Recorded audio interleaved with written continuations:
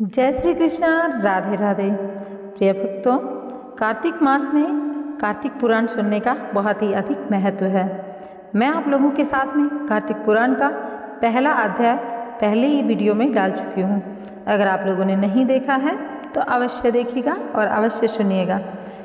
कार्तिक पुराण सुनने से कार्तिक मास में आप सभी को बहुत लाभ होता है। आपके जीवन में सुख समृद्धि, ऐश आराम और साथ साथ माता लक्ष्मी की कृपा प्राप्त होती है।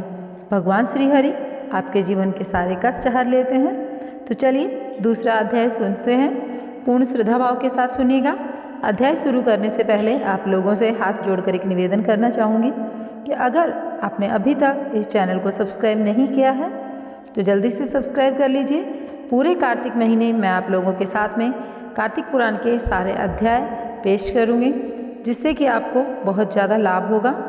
तो रोज़ाना सुनने के लिए फटाफट से चैनल को सब्सक्राइब कर दो और वीडियो को लाइक कर दो। और हाँ, कमेंट बॉक्स में ओम नमो भगवते वासुदेवाय नमः या जय श्री राम अवश्य लिखें। तो चलिए फिर शुरू करते हैं दूसरा अध्याय।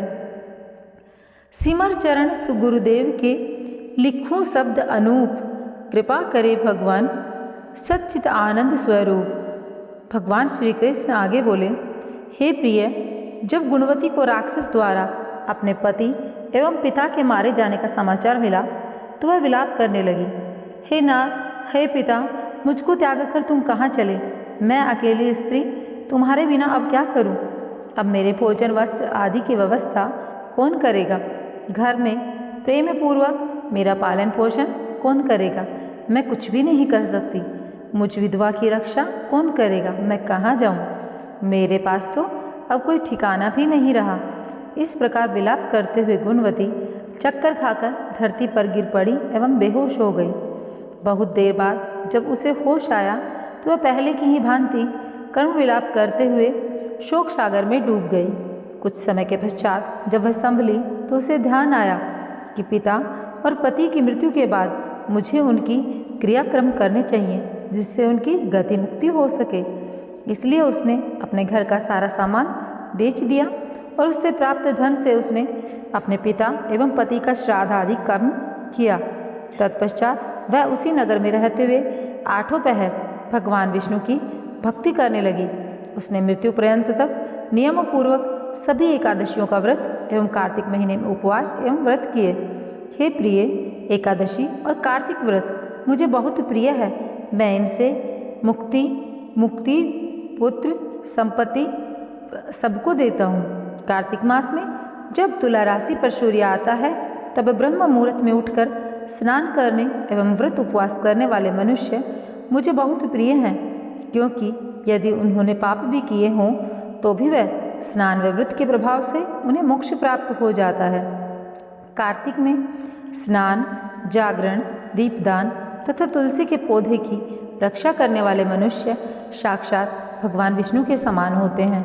कार्तिक मास में मंदिर में झाड़ू लगाने वाले, स्वस्तिक बनाने वाले, भगवान विष्णु की पूजा करने वाले मनुष्य जन्म मरण के चक्कर से छुटकारा पा जाते हैं। यह सुनकर गुणवती भी प्रतिवर्ष श्रद्धापूर्वक कार्तिक का व्रत, भगवान विष्णु की पूजा करने लगी।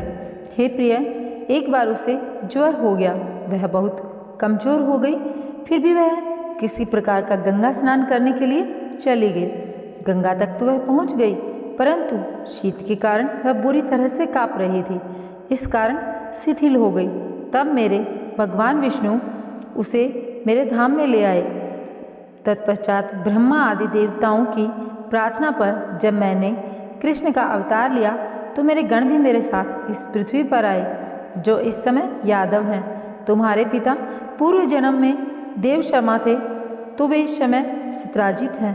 पूर्व जन्म में चंद्र शर्मा जो तुम्हारा पति था वह डाकू है और अदेवी तू वह गुणवती है। कार्तिक व्रत के प्रभाव के कारण ही तू मेरी अर्धांगिनी हुई है। पूर्व जन्म में तुमने मेरे मंदिर के द्वार पर तुलसी का पौधा लगाया था। इस समय वह तेरे महलों के आंगन में कल्प वृक्ष के रूप में विद्यमान है। उस जन्म में जो तुमने दीपदान किया था उसी कारण तुम्हारी देह इतनी सुंदर है। तुम्हारे घर में साक्षात लक्ष्मी का वास है। चूँकि तुमने पूर्व जन्म में सभी व्रतों का फल पति स्वरूप विष्णु को अर्पित किया, उसी के प्रभाव से इस जन्म में तुम मेरी प्रिय पत्नी हुई हो। पूर्व जन्म में तुमने नियम पूर्वक जो कार्तिक मास का व्रत किया था, उसी के कारण मेरा और तुम्हारा कभी वियोग नहीं होगा। इस प्रकार कार्तिक मास में व्रत करने वाले मनुष्य मुझे तुम्हारे समान प्रिय हैं। दूसरे जप तप यज्ञ दान आदि करने से प्राप्त फल कार्तिक मास में किए गए व्रत के फल से थोड़ा होता है, अर्थात कार्तिक मास के व्रतों का 16वां भाग भी नहीं होता। इस प्रकार सत्यभामा भगवान श्री कृष्ण के मुख से अपने पूर्व जन्म के पुण्य का प्रभाव सुनकर अति प्रसन्न हुई। तो प्रिय भक्तों, कार्तिक पुराण का दूसरा अध्याय यहीं पर समापन होता है। मैं आप लोगों से कहना चाहूँगी कि आप लोग कार्तिक पुराण के सभी अध्याय सुने। यह है मैं आप लोगों से निवेदन करना चाहूँगी। देखिए, हमारे सनातन धर्म में कार्तिक मास बहुत ही महत्वपूर्ण है, सभी मासों में श्रेष्ठ है। जिस तरीके से सतयुग सभी युगों में श्रेष्ठ है, उसी तरीके से सभी मास में कार्तिक मास श्रेष्ठ है। तो कार्तिक मास में जितना हो सके उतना दान धर्म करें और उसके साथ में आप अपने तुलसी जो क्यारी होती है उसको सींचें। तुलसी भगवान श्री विष्णु को बहुत प्रिय है। हमेशा तुलसी की पूजा करें। तुलसी की पूजा करते में आपको दोनों समय तुलसी माता में घी का दीपक जलाना है। आपके घर में कभी भी धन धान्य की कोई कमी नहीं रहेगी। भगवान श्री हरि आपके घर में साक्षात निवास करेंगे। माता लक्ष्मी जहाँ भगवान श्री होते हैं वहाँ पर स्वयं निवास करती हैं। और आप लोगों से कहना चाहूँगी, कार्तिक माह में कार्तिक महात्म्य सुनने का बहुत अधिक महत्व है। अगर आप लोगों ने नहीं सुना है तो अवश्य सुनिएगा। कार्तिक मास का महात्म्य मैंने अपने चैनल पर पहले से ही लगा रखा है, तो अगर आप लोगों ने नहीं सुना है तो अवश्य सुने। और कार्तिक मास की रोज़ाना की कहानियाँ आपको मेरे चैनल पर मिल जाएंगी। तो अगर आप स्नान करते हैं कार्तिक मास में तो भी आप सुने, अगर नहीं करते हैं तो भी कार्तिक मास की कहानियाँ अवश्य सुने। देखिए, आप पूरे वर्ष जितना दान धर्म पुण्य करते हैं उन सब का फल, और कार्तिक मास में अकेले में मास में दान धर्म पुण्य करने का फल एक समान होता है, क्योंकि इस समय हमारे देव सभी के सभी देव जागृत अवस्था में होते हैं और धरती पर विचरण करते हैं। माता लक्ष्मी साक्षात धरती पर विराजमान रहती हैं और सभी देवतागण हम भक्तों की हर एक मनोकामना पूरी करते हैं, हमारे कष्ट हर लेते हैं। तो आप लोगों को भगवान श्री हरि के चरणों में अवश्य जाना चाहिए, उनकी आराधना अवश्य करनी चाहिए। फिर आपको अपने जीवन के कष्ट जो हैं वो भगवान श्री हरि पर छोड़ देने चाहिए। भगवान श्री हरि आपके हर एक कष्ट को अवश्य हरेंगे। और हाँ, कार्तिक मास में आप लोगों को ब्रह्म मुहूर्त में स्नान कर लेना चाहिए। ब्रह्म मुहूर्त में स्नान करने के बाद में आप अपने नित्य कर्म के पूजा पाठ करें। भगवान श्री हरि का नाम अपने होठों पर हमेशा रखें। मन ही मन में और आप भगवान श्री हरि का जाप करें। अगर हो सके तो उच्च स्वर में कीर्तन कर सकते हैं तो कीर्तन करें। कार्तिक मास सर्वोत्तम मास है।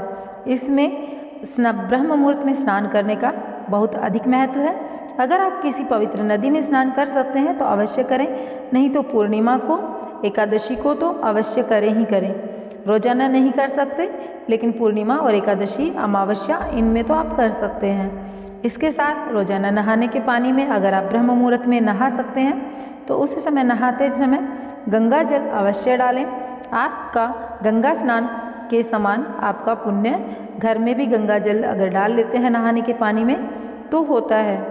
तुलसी की जो मंजरी होती है, अगर आपके तुलसी में मंजरी निकल आई है तो उस मंजरी को आप माता लक्ष्मी को अवश्य चढ़ाएं पूजा समय में।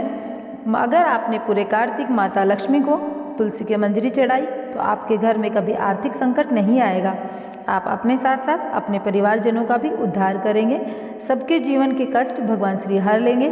कभी भी आपके जीवन में कोई कष्ट ना आकर के सिर्फ और सिर्फ सुख समृद्धि धन दौलत और माता लक्ष्मी की कृपा बनी रहेगी।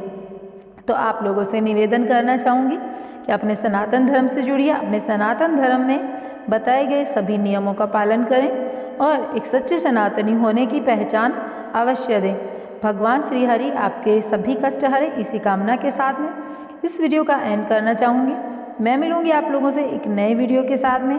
तब तक के लिए जय श्री कृष्णा, राधे राधे। जाते जाते कमेंट बॉक्स में आप जय श्री राम अवश्य लिख कर जाइएगा, यह मेरा आप लोगों से हाथ जोड़कर निवेदन है। और हाँ, वीडियो में लाइक का ऑप्शन है, उसको दबा दीजिए। लाइक करने से मेरा मनोबल बढ़ेगा। चैनल को सब्सक्राइब भी करना। धन्यवाद।